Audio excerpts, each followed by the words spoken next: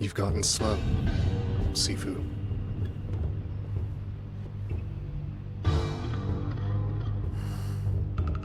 You know why I'm here, don't you?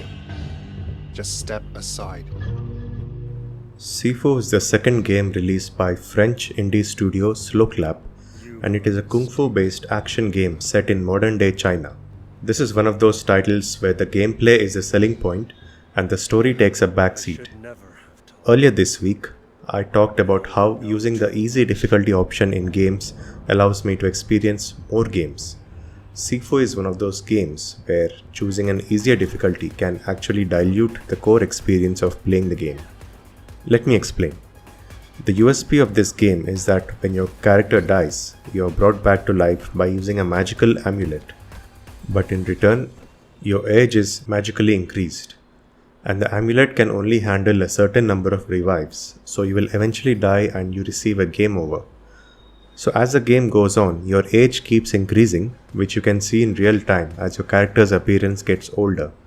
But if, like me, you choose an easier difficulty and also add a modifier that reduces your age as you beat enemies, you will never really see your character age go beyond a point. So it kind of removes some of the unique aspects of the game. But in my defense, if the game offers me modifiers officially, there is nothing wrong in using them. And I'm not alone. As seen in the stats released by the developer, almost a quarter of all players chose the lowest difficulty setting, Student, while less than 5% chose the highest difficulty, Master. Story-wise, this is a short and simple game. Your character wants revenge on those who caused your father's death, and you identify 5 targets which make up the 5 levels in the game. After finishing each level, you return to your hideout to plan your next move. The game also has a roguelike aspect to it, where you need to start each level from the beginning if your character ends up dying in a run. But any information you collect along the way will be retained, helping you make your next run faster. The first 4 levels of the game are all visually striking, with the last level being surprisingly bland in comparison. But seen as a whole, the level design is quite well done and doesn't let things become stagnant. Your first run will certainly contain a lot of surprises in each level. The game's opening itself is a surprise, because the tutorial is delivered by making you play as the villain who goes on to then defeat your character's father. So in a way, you're seeking revenge against yourself.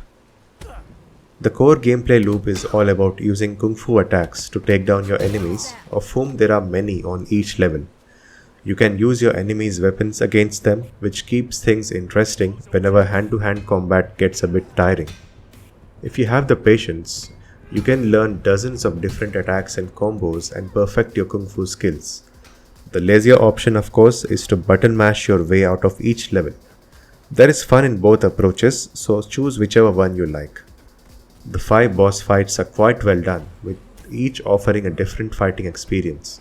However, the first 4 bosses go down without saying a word, which feels a bit odd. Once you beat the game, you're encouraged to start again in order to improve your scores and also to unlock different outfits for your character.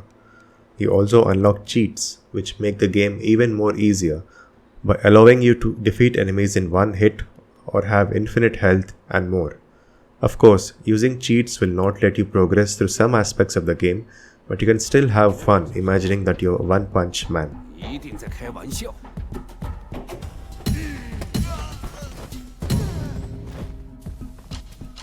2 years after the game's release, Slowclap is still supporting it, with regular updates and features that give players a reason to come back. The cheats that I talked about was a feature added recently and not at the launch of the game.